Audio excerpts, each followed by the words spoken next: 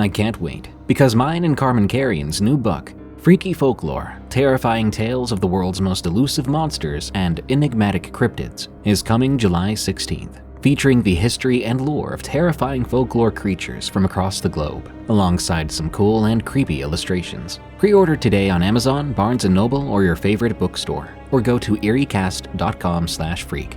The next 1,000 verified pre-orders will get a Freaky Folklore decal and a 3-month subscription code to EerieCast Plus, and all entrants will get a free PDF sneak peek of the Freaky Folklore book.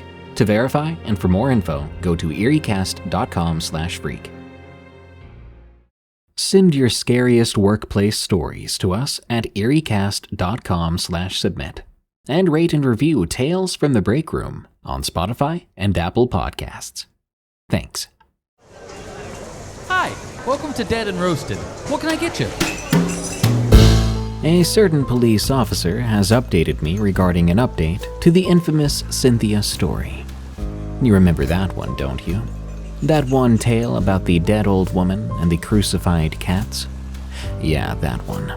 You're gonna need a triple shot during these stories, just to retain a tiny bit of your sanity and innocence. There will be dogmen, haunted offices, and a curse that can't stop, won't stop. These are tales from the break room. Did I see dogmen? From FMG33 Delilah. I grew up in Western New York, which is where my story happened. I was working as a CNA for almost a year at a nursing home. It was the winter, November of 2022. I was 33 then. I married with 4 kids. I worked overnight as it was convenient to our schedule. I lived and worked near one of the Great Lakes. It was at work one night when this all happened and changed my life forever. I was already a current listener of Unexplained Encounters for several years at this point, so I was familiar with dogmen, but not a believer quite yet. I was at work on a mandatory Saturday night. My lunch break was coming up soon. I'd forgotten my lunch in the car though, so it was about 3:30 a.m. when I got my break and went out to my vehicle in the back parking lot, which was employees only. The vehicles were sparse, with only one dim motion light on the back of the building to light the way to my old Ford Expedition. I heard rustling in the field to my right, which sat directly across from my vehicle with my truck facing the field, which had grass as tall as me. I was about 5'3". This wasn't uncommon in our area. I just assumed it was deer. I kept on walking towards my truck, and once I reached it, I got inside, and I started to reach for my food, when something in my gut told me to look up. I looked into the field, and I saw a pair of eyes shine as tall as the grass, if not a little bit taller. Now that, I can tell you, is not common, especially the color, dark amber. I froze and sat as still as I could, looking harder. 2 pointy ears and a muzzle with pitch black fur accompanied those eyes. I was so frozen in fear, I couldn't move. Only my eyes could move. I looked around, and I spotted 3 more sets of those eyes at about the same height, with the same ears, same nose, same color. But that was all I could make out, due to the tall grass, and with how dark it was. But they were stalking the person at the house on the other side of the field, as that was the only other person outside at the time. These things barely moved the whole time. They sort of just went side to side or crouched down to move forward, then would rise back up to full height. I don't think they noticed me, thank God. This person also worked at the nursing home on night shift, and they had run home on their break. I sat there frozen the entire half hour, contemplating my run back to the building. Once I'd finally worked up enough courage, I made a break for it. I made it back, but I didn't look back once my feet hit the pavement. Now, this other person did also make it back to work that night. but I don't think they saw how close they were to danger. I also never brought it up to them. They never did mention that they noticed anything that night, so I don't think they knew. And I was just scared of sounding crazy. When I left for work at 6 a.m., they were gone.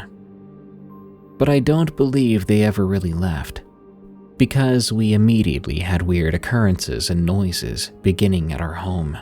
We lived just across town, not even a 2-minute drive from the nursing home.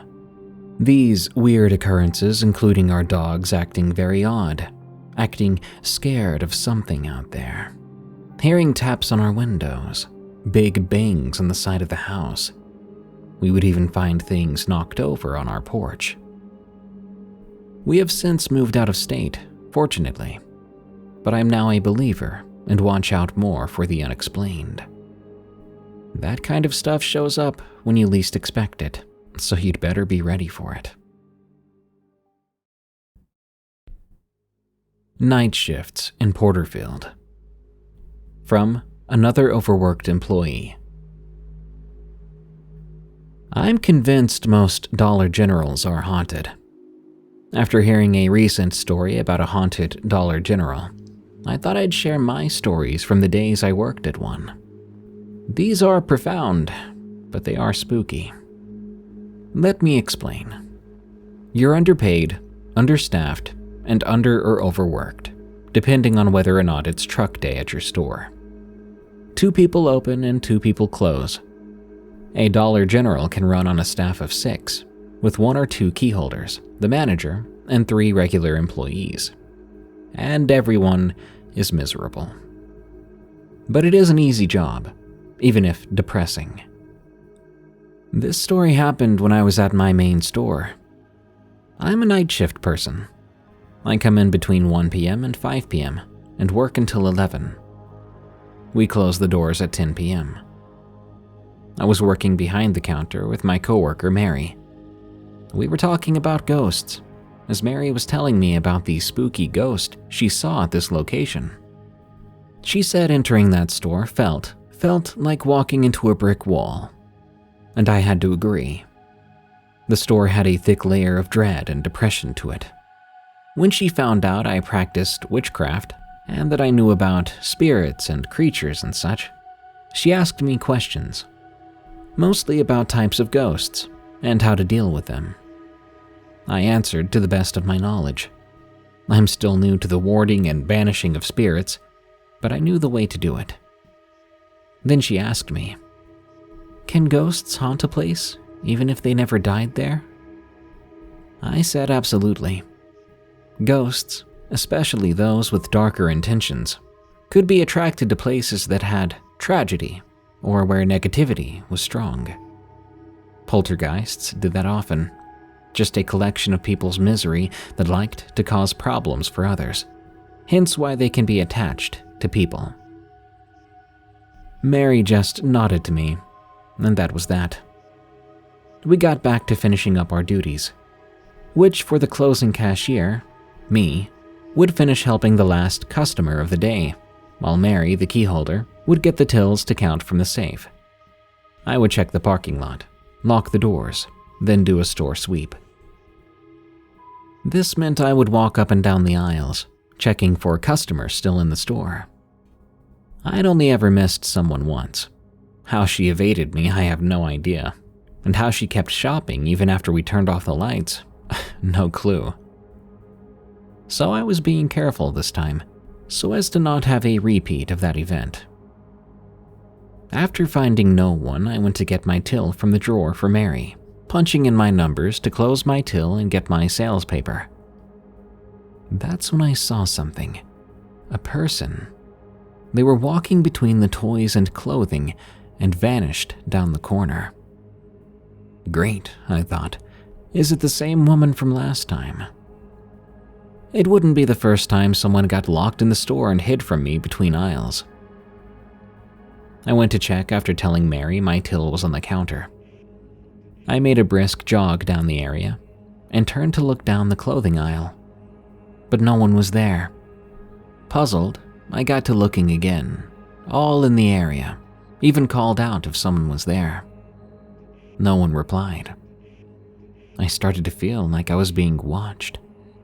Taking a breath, I went back to the back room.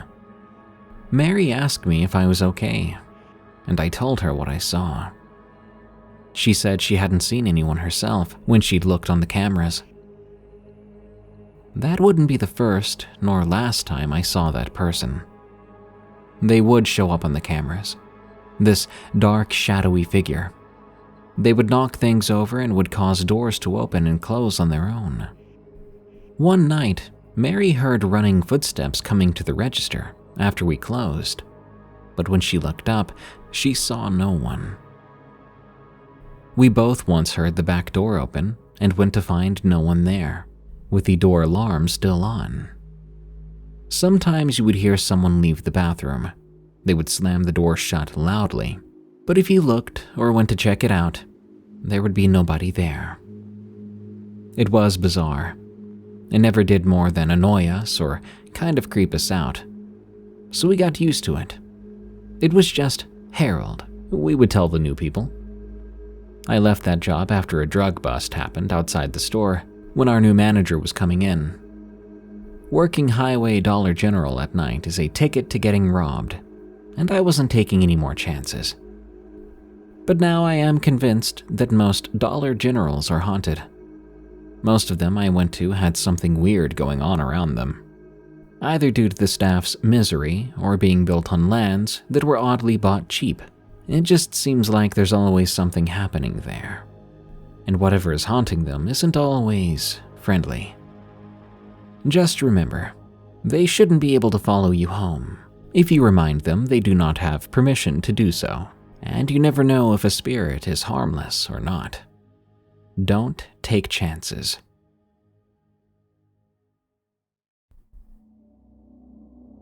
Whispers in the Office, from Nikolaos. Accounting is numbers, and numbers tell many more stories than people are willing to realize. As an economics student myself, I feel like I'm slowly grasping their inner workings. Who's spending what and why? What can be done about it? But I won't bore you with all that, because the story I'm about to tell you is not numerical, but instead one right up this show's alley. In late July, something happened. Apart from being a university student born and raised in Greece, I doubled as my mother's assistant in her accounting office for over a year now. She and my father's office next door have been my home for as long as I can remember, spending as much time there as I did back in our real home. Naturally, working there felt as comfy as one would imagine. I already knew the ins and outs of the place, of course, as well as many of our clients by name. So when I started to work, apart from the occasional rookie mistake, it felt like smooth sailing. Yet none of what I was ever taught, not in life nor in university, could prepare me for what happened one late night in July. During the end of July, it's pretty much crunch time in our accounting calendar, because we have to wrap up the last 3 months of income and expenses for our clients and their businesses before August rolls around. So my mother and I were naturally hard at work. But as expected of a 21-year-old university student, early mornings are not my thing. So instead I proposed that I'd stay after closing hours some nights and finish up myself. Like I said, I know everything there is to know about the office, so my parents entrusted me with the task of closing up after finishing and gave me their permission to work hard on those papers. Thus, around 11 p.m. one night, my mother and father decided it was time to call it a night. But not for me. Despite what it sounds like, I would have a place primarily bustling with people during the day all to myself, so I could play my music and work without distractions. And so, as soon as my parents left, I did just that. After applying a few finishing touches on a client's invoices, I stacked their file onto the pile that had steadily built up at the center office after all the work during the day, and decided to carry them back to the storage where we kept all of them.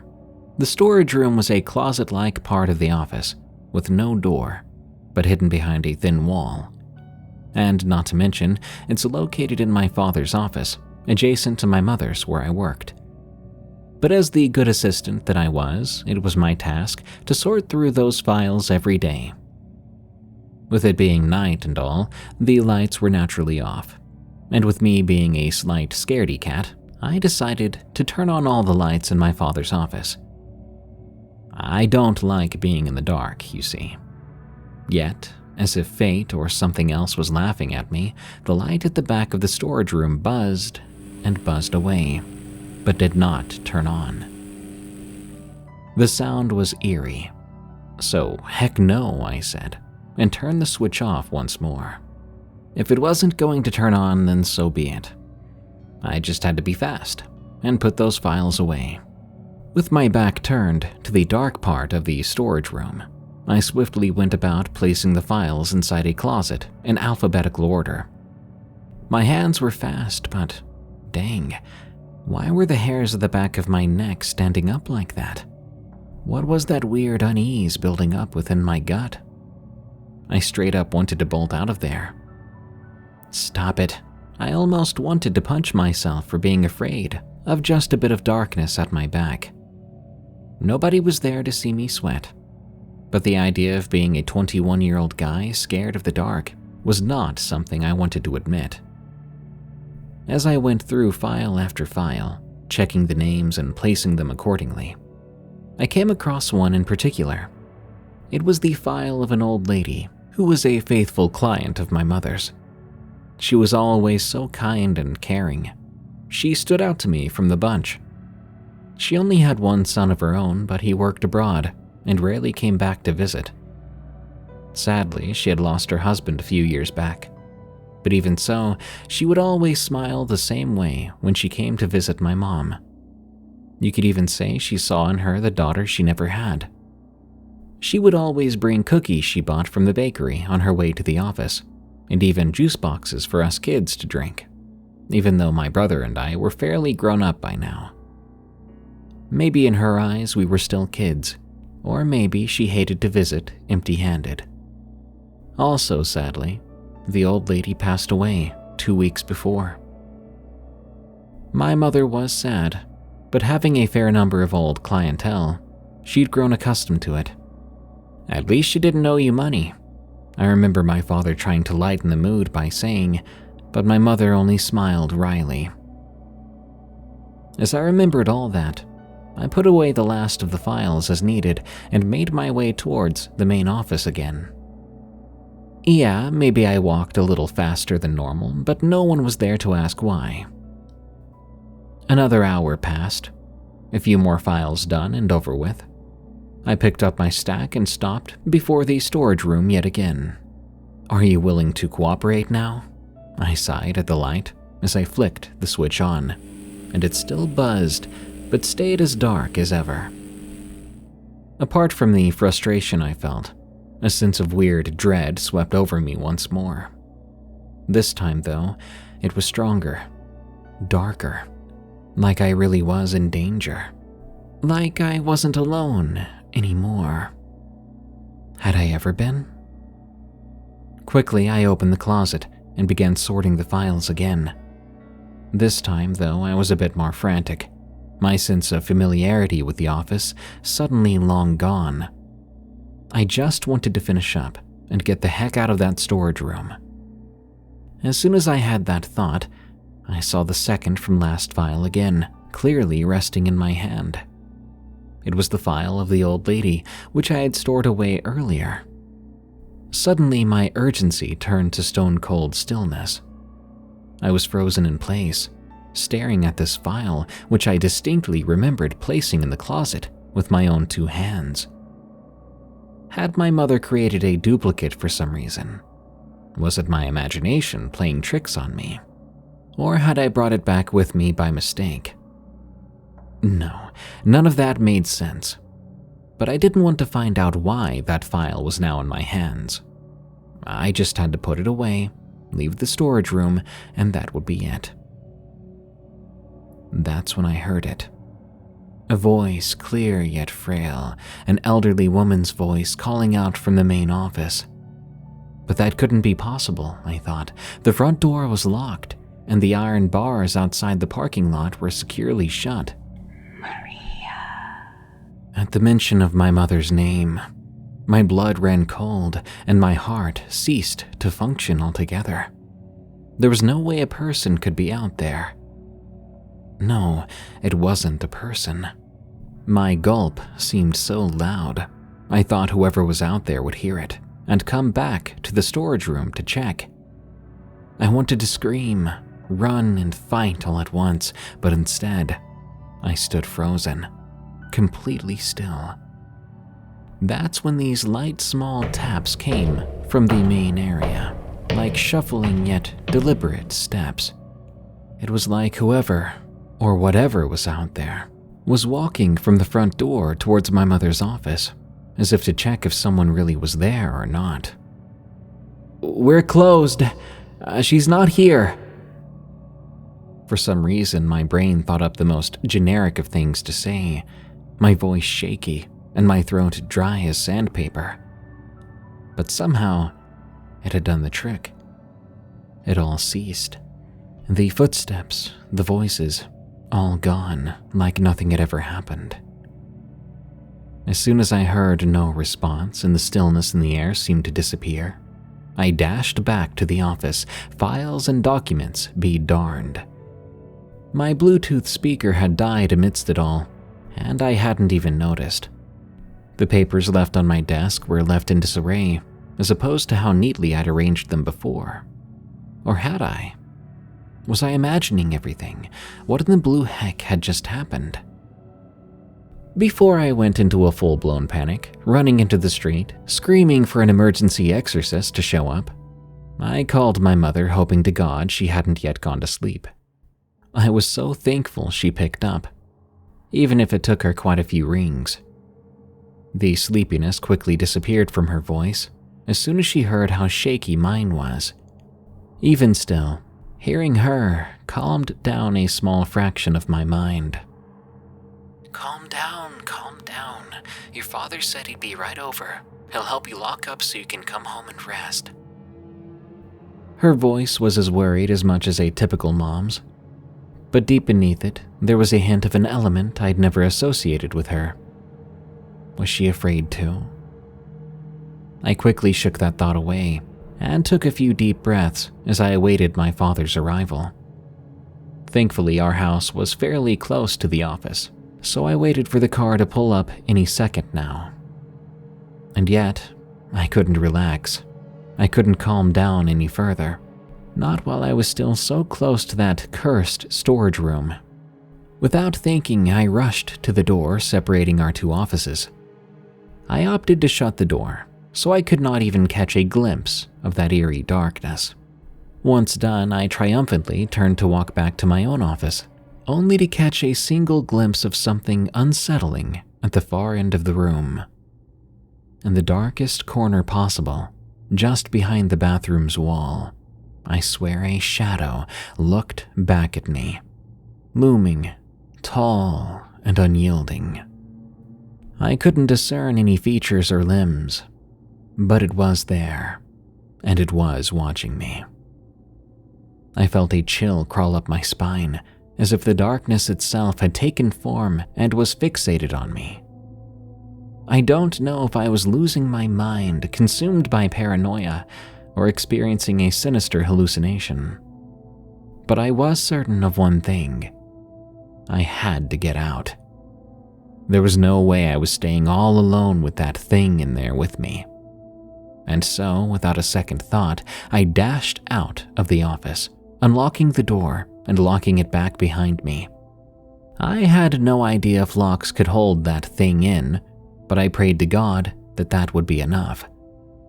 When I turned around to lock the glass door, however, the shadow peeking behind the wall was no longer there, gone like it was never there in the first place. I thought for sure that I was going nuts, but thankfully, before I could start to panic again, our family car rolled down the street, stopping in front of the still closed parking lot gate. "Thank heavens," I muttered, and frankly, my gratitude was not nearly enough to be expressed through words alone. When my father arrived, he didn't let me say a word. Instead, he went inside, turned off all the lights, and locked up as casually as he always did. On the ride back home, I told him everything, and he listened keenly. He is a man of many words at times, and others of only few. He knows when to crack a joke, and he knows when to be serious. And he also isn't averse to the supernatural. He believes there's definitely stuff that cannot be explained. And for the first time in my life, he did not dismiss my fears like he always did when I was a kid. He nodded and said that I needed to get some rest. It may or may not have been my imagination, but for now, I had to rest. I had to calm down. He was right. I agreed. Of course, though, that night, sleep eluded me. Partly because I had my light turned on in my room. Appearances be darned. And also because I couldn't dare close my eyes and not think back to the events in the office. The next few days, I didn't go to work. My mother assured me she could handle the last of the papers on her own, and she sent me on an early summer vacation. Naturally, who was I to say no? As with death, life does not wait for anyone to accept things or to move on. I was thrust back into that reality, and I forced myself to forget. In between having fun with friends and going out on a few dates, the unease became a thing of the past. When the summer ended, everybody gathered at our 2 offices once more, and we even had guests over just like every year at that time. You see, as Orthodox Christians, we have a ritual where we cleanse workplaces or homes with the help of a priest whenever a new yearly season begins. Ours happens to be in September, and that year was no different. I had never been a deeply religious person, nor had I any encounters with the paranormal up until that point. But as the priest read through his scriptures, I felt weirdly free. Free of a weight I didn't even know I was carrying. It's been almost a year after that incident, and I still work here in the office. Funnily enough, I'm writing in my computer's office as we speak. It still feels like home, like it always did. Maybe it was the cleansing that helped, or maybe time pushed the events to the back of my mind, burying them with tons of other memories I made along the way.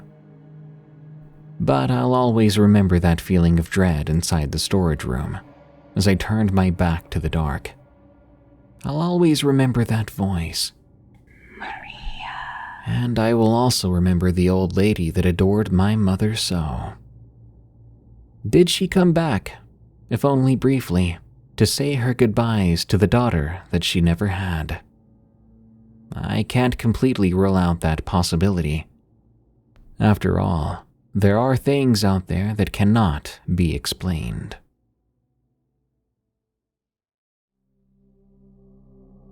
My old creepy workplace. From DrinkingTheBleach. When I was 17, I'm 20 now, I started work at an old heritage building that was a bar, motel, cafe, and events venue all in one. From my understanding, it was built in the 1800s. I don't know the full history of the place, but I quickly discovered it was haunted. The contents of my role included working alone, sometimes at night when I first started. I often experienced doors opening on their own with no wind, voices, cold spells. There were footsteps upstairs too, but I dismissed them, as people did live up there, so that was never too alarming. I do recall during one shift, when I was there alone, on the stage mopping, I felt something touch me. This sent shivers down my spine. I spun around, but no one was there. I quickly finished up what I was doing and got out of there.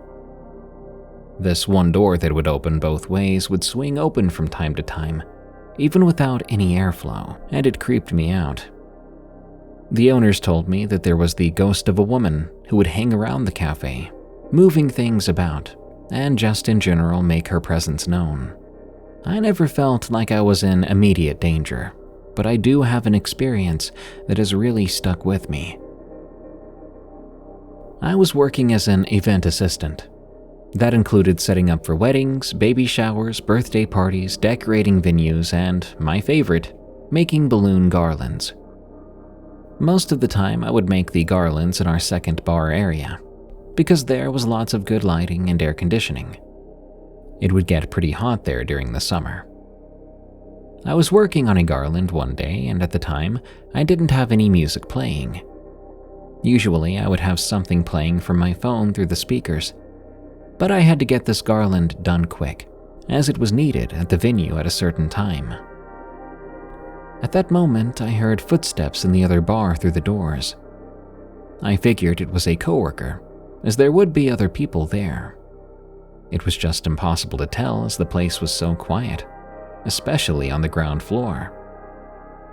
But then, I heard something terrifying. The sound of footsteps coming up from behind me. Rapid, running footsteps, and they were running very quickly.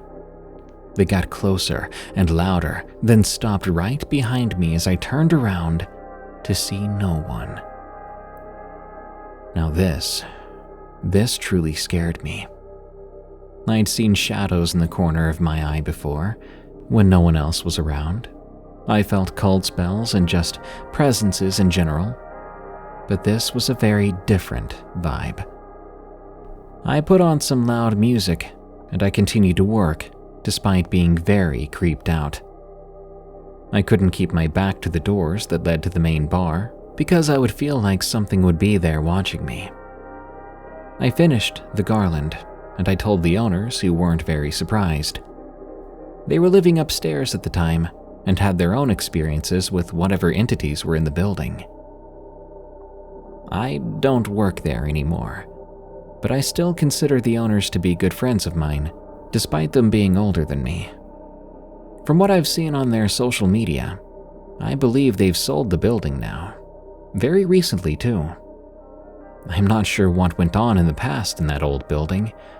I just hope whatever ran up behind me that day has not escalated its shenanigans.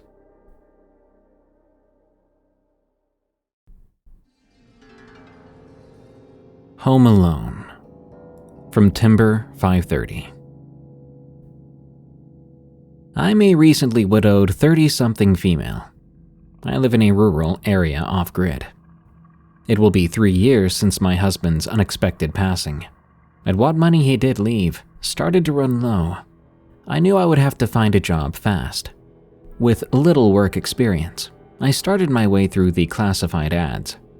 It wasn't long before I came across a help wanted ad for a part-time caretaker for an elderly woman.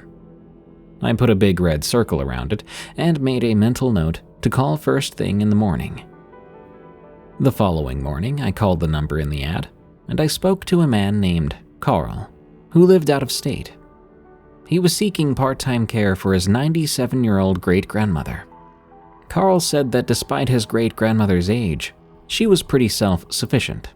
She still managed to bathe and dress herself. She could still find her way around the kitchen.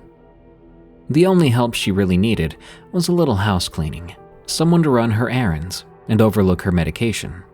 You know, to remind her to take it, making sure she didn't take the same one twice or forget to take another one altogether. It sounded simple enough. So Carl gave me the address and told me to be there at 7:00 a.m. to have coffee with Grandma, and she would decide if I made the cut or not. The next morning was a bit overcast. It had just begun to lightly shower when I pulled into the driveway of Mrs. Edna Jean Goodman. I found Mrs. Goodman on her enclosed patio porch, sipping some coffee. She was staring off somewhere far. I knocked lightly, not wanting to startle her. Through the screen door, I watched her place her cup down, pick up a napkin, and gently wipe each corner of her mouth. She placed the napkin on her lap, and in almost a whisper, she said, "Come in." I entered the porch area and introduced myself. "Hello, Mrs. Goodman," I said. "My name is Rachel. I spoke with Carl yesterday." I was immediately cut off and ordered to have a seat. She went over the details of what was to be expected, and after 2 cups of coffee and almost 2 hours of conversation, I almost didn't want to leave at all. There was something about this woman that just made you feel comfortable. I was asked to return the following morning to see how things go, as she put it. There was a list of chores, as well as a list of rules. I was to go shopping and to the post office once a week, keep up on the dusting, and keep up on Socks's litter box. Socks was a black and white, typical short-hair cat that found his way into Mrs. Goodman's yard a few years back and just never left. His 4 white paws earned him the nickname Socks. Over time, I became very attached to this dear old woman. Carl would call every now and then to thank me, telling me how great it is to have someone that he could trust, someone Granny also got along with. But then, one day, I noticed there was almost a whole banana cream pie gone, and when I joked with Mrs. Goodman about it, telling her someone had a sweet tooth last night, she just looked at me confused and shrugged her shoulders, then continued back to her program on the TV. As time went by, I started to notice a lot of little things would be out of place, or just missing altogether. Whenever I asked, Mrs. Goodman would just look puzzled. I had taken care of my grandparents, both suffering from dementia before they passed, and I couldn't help but notice some familiar telltale signs with Mrs. Goodman. One evening, I stopped by to return a book I'd borrowed, and to make sure she was all set for the night. When I got there, I was surprised to find Socks outside.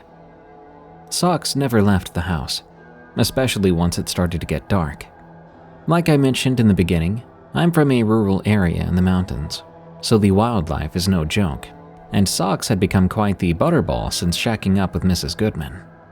So one of the rules was to make sure Socks is inside before I leave every day. I know when I left earlier that he was inside the house. When I went inside, I asked Mrs. Goodman if she had gone out at all, and possibly let the cat out by accident. Her response shocked me. She simply said, "Oh, the man must have let him out." I sat down beside her and asked, "What man?"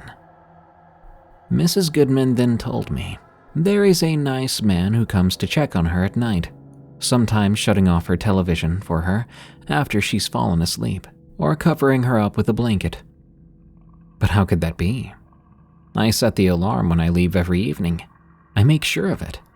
The cat is in, Mrs. Goodman is in bed, and the alarm is set. I didn't know what to think. Was she imagining it? Or was there really some person lurking about, going completely undetected? That night when I got home, I called Carl to talk to him about it. He was as puzzled as I was. I brought up that I had had similar experiences with my grandfather and dementia. We both agreed to keep in regular contact, and I would be extra mindful, keeping a closer eye on things. About 2 weeks go by without incident, and my generator went out on me. Unfortunately, when you're off-grid, a generator is the only source of electricity. Thank God for Mrs. Goodman, because that sweet old lady would not hear of me being without power for God knows how long, and insisted I sleep over at her place for as long as I needed. Mrs. Goodman turns in for the night pretty early, so I found myself pretty bored around 7:30 p.m. I decided to kick back and get some reading done. I guess I fell asleep, because the next thing I knew, I was startled awake, bolt upright. Not exactly sure what it was that even woke me. I just listened for a couple of minutes before deciding to check on Mrs. Goodman. After confirming that she was safe and sound, I started to return to the guest room where I was sleeping when I heard something. I wasn't quite sure, but it did sound like a cough. Even so, I went to bed, but I continued to listen very carefully. I was just about to go back to sleep when I heard it again. A cough. And then I smelled it. It was smoke. Marijuana smoke. I knew I wasn't mistaken, and with 15 acres between us and the nearest neighbors, that meant that whoever was taking their midnight toke was somewhere here on this property, in this house. I quietly made my way to the kitchen where the phone was, and then I dialed 911. When the police arrived, they searched the house. They found a 20-year-old man who the cops said appeared to have been living in Mrs. Goodman's attic for some time. Up in the attic, they found leftovers of some of the food that came up missing. It turns out this kid was homeless. His oldest brother had done yard work for the Goodman family in the past, and he knew she lived alone and went to bed early. I guess, to him, he thought she needed someone to look after her. Possibly harmless, I guess, but still scary as heck. What if it wasn't some harmless transient? What if it was someone with bad intentions? This person could have done anything to that poor old woman. I hate to think of what could have happened, and I'm just glad that everything and everyone is okay. Thank God for his protection. It may not be the scariest story, but at the time and thinking about how dangerous the whole situation could have been, it still creeps me out.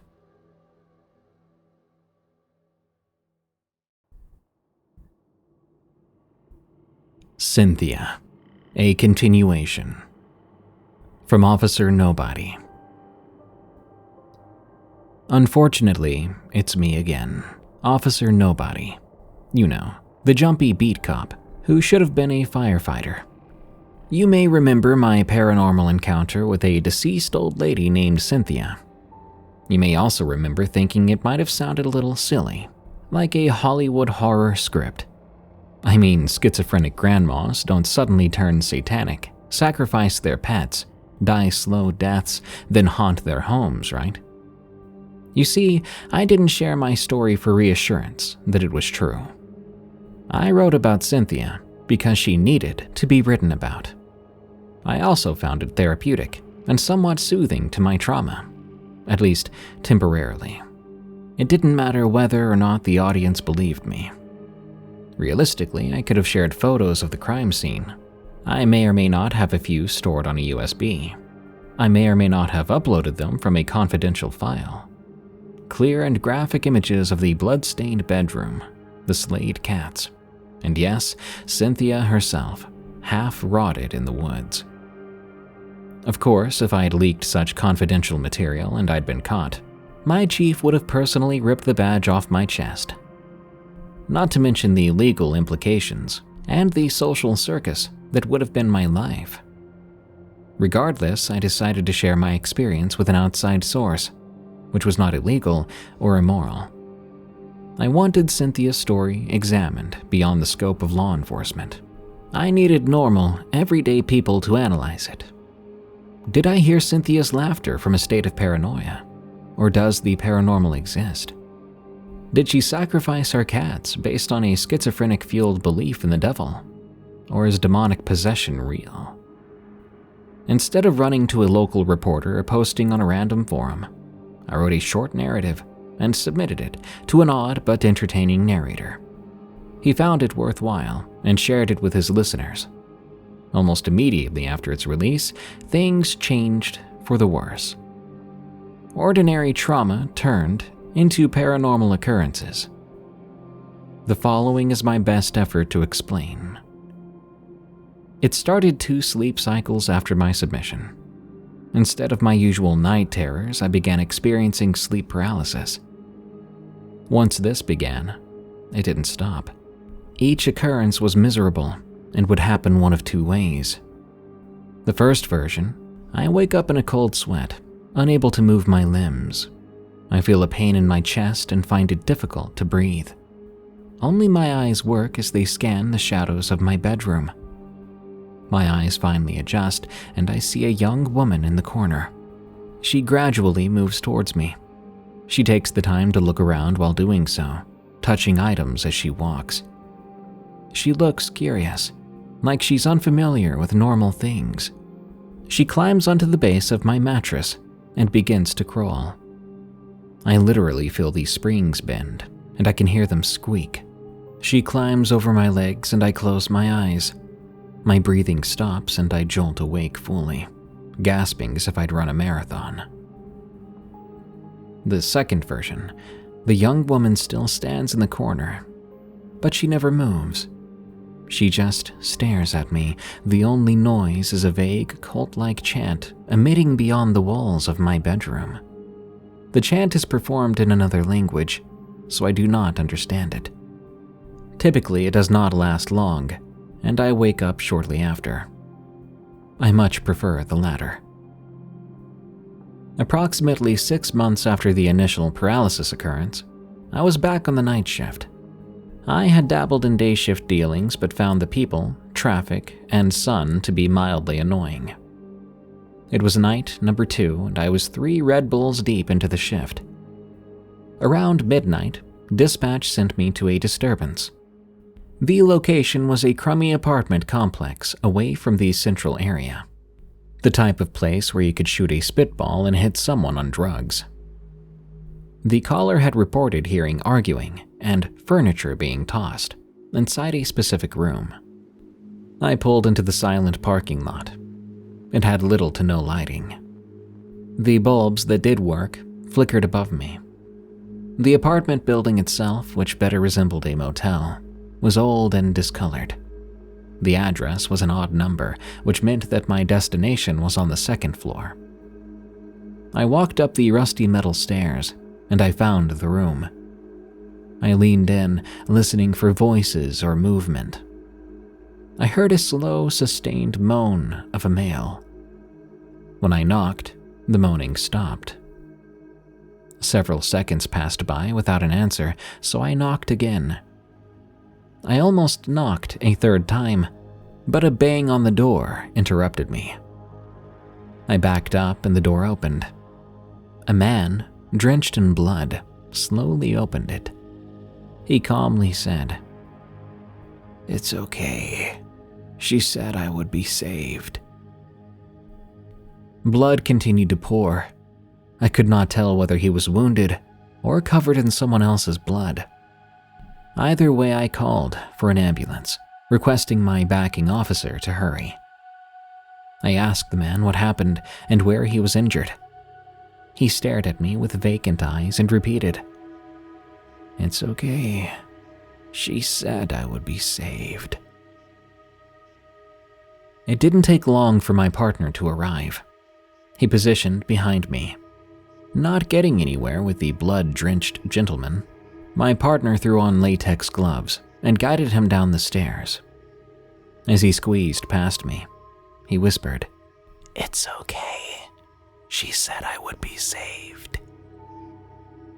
I held my gun on the apartment door while they walked downstairs. A 3rd officer arrived. He took possession of the man and attempted to render aid. The other officer and I agreed to clear the residence. We expected to engage with either an armed suspect or a dying victim.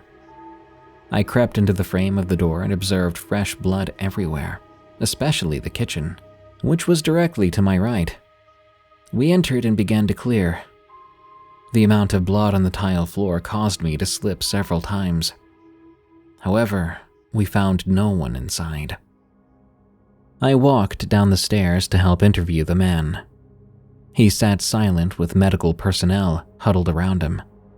He ignored everyone's questions and only stared at me. A paramedic said, "He won't tell us anything. He hasn't said a word." He continued staring. Finally, he spoke. "I know you." "I don't think we've met," I replied. "Please tell the paramedics what happened so we can get you fixed up." He smiled and lifted his chin. He pulled up his scraggly beard and exposed a superficial cut across his throat. Blood gushed out at a faster rate. Paramedics went to work on stuffing the wound. "You did that to yourself?" I asked. "No," he said. "She did." He pointed across the dim parking lot. Once he did, 2 yellow parking lights lit up. Suddenly, a dark-colored sedan sped out of the parking lot, almost hitting a 4th officer who had just arrived. We raced to our cars and began to pursue them. By the time we caught up, the sedan had reached a main road. It had sideswiped a minivan and flipped several times. We approached the crashed car with guns drawn. There was no one inside. We searched for ejected bodies and found no one. We set a perimeter and thoroughly searched on foot for the driver, but we found no traces. At the crash scene, I discovered a black purse that had been launched from the vehicle. I shuffled through the bloody broken glass inside. I found a state ID belonging to a female. What I observed horrified me. The ID picture strongly resembled the woman from my paralysis episodes. I rubbed my eyes, hoping to see a different face afterwards, but I did not. The real unease began when I read the name. It was the same unique last name as Cynthia. I didn't tell anyone about the connection. I'd already used my one crazy story that no one believes card. I immediately drove to the hospital where the man with the sliced throat had been taken. By then, his neck had been bandaged and the blood had been cleaned. Once he saw me, he ignored the nurses and began to stare at me again. Once nursing staff stepped out, I attempted to develop a rapport. "Hey again, I'm Officer. I know who you are." "Like I said before, we've never met." "I know, but I know who you are, and so does Cynthia." At this point, everything felt like a dream. I questioned whether I was having a nightmare. I took a second to gather myself. I began to respond before he began to shout and flail his arms. He ripped his medical cords from his body and tore off his bandage. Blood began to ooze again.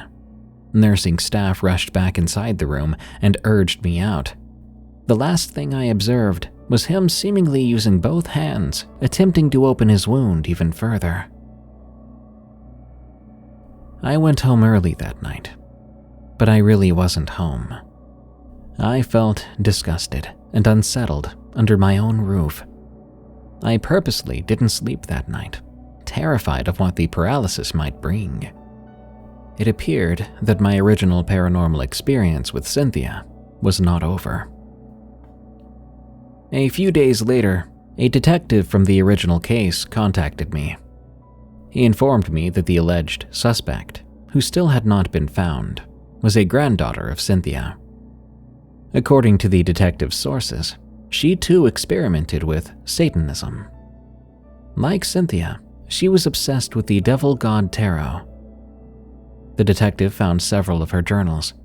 She praised Cynthia's sacrifices and vowed to carry on her mission, whatever that mission might be. Granddaughter had been living at the crummy apartment for several weeks. She moved in with a man that she met on a dating site. The detective described him as an incel. He embraced her demonic obsessions, although he refused to speak with police or pursue charges. The detective guessed that the assault was a ritual or sacrifice.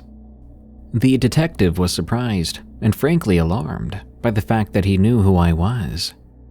He explained it away by guessing that he in fact did not know who I was and only connected Cynthia and I through my uniform.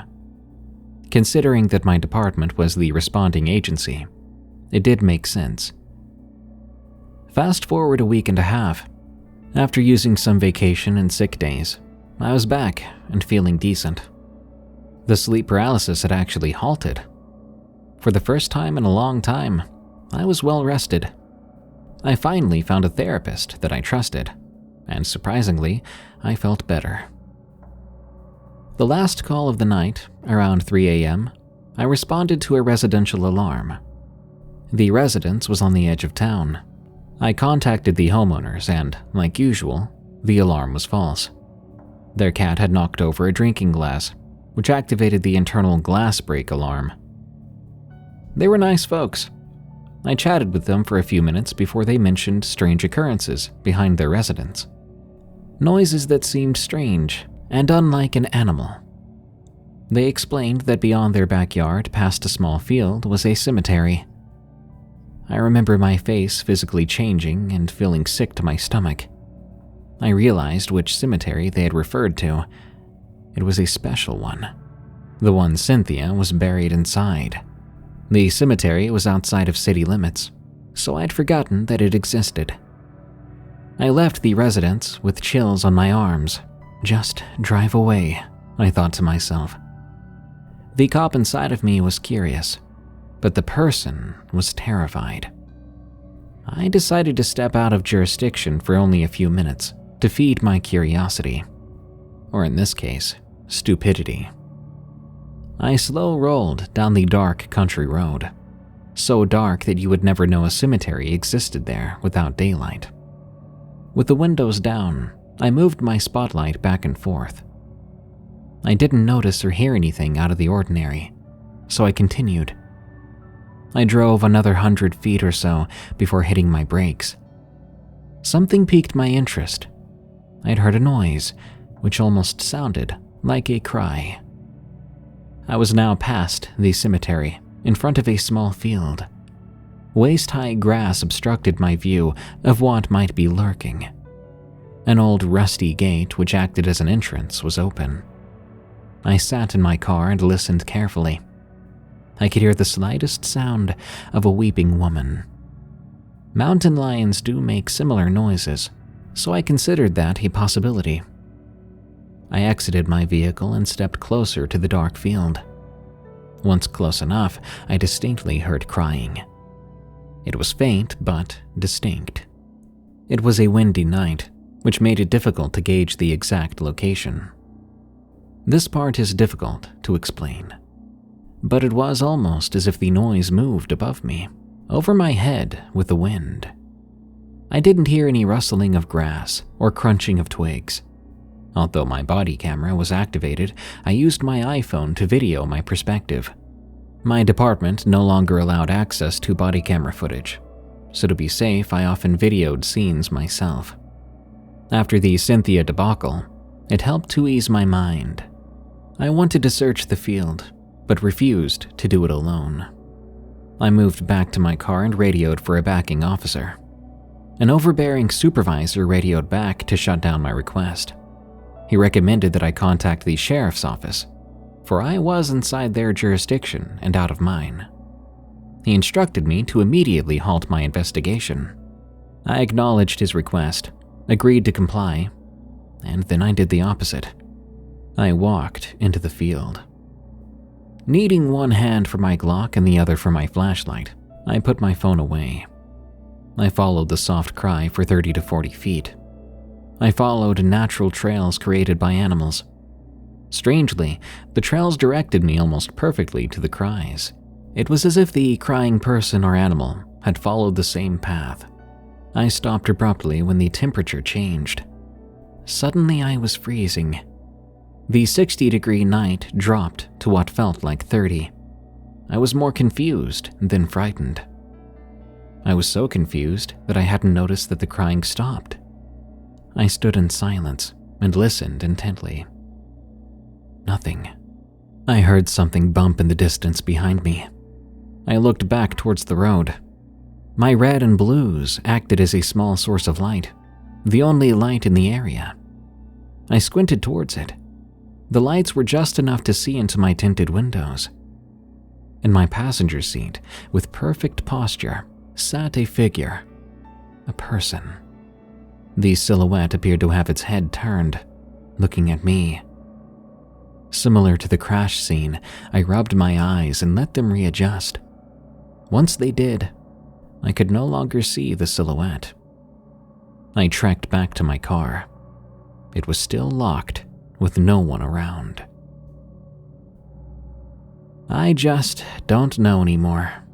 I don't know about my job, my well-being, or my sanity. Am I crazy? Is Cynthia tormenting me? Is everything an odd, unsettling coincidence? Or maybe I'm the schizophrenic one, in need of a mental evaluation.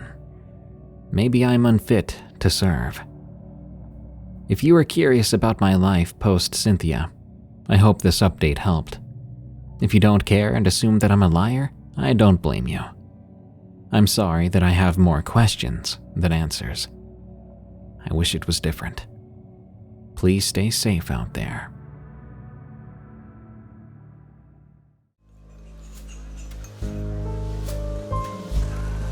Thanks for tuning in to Tales from the Break Room, the home of the scariest true work stories.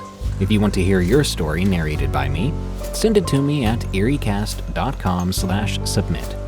We pay 5 cents per word for accepted stories. Help us grow by leaving Tales from the Break Room a rating and review on Spotify and Apple Podcasts, and be sure to follow us on your favorite podcast app.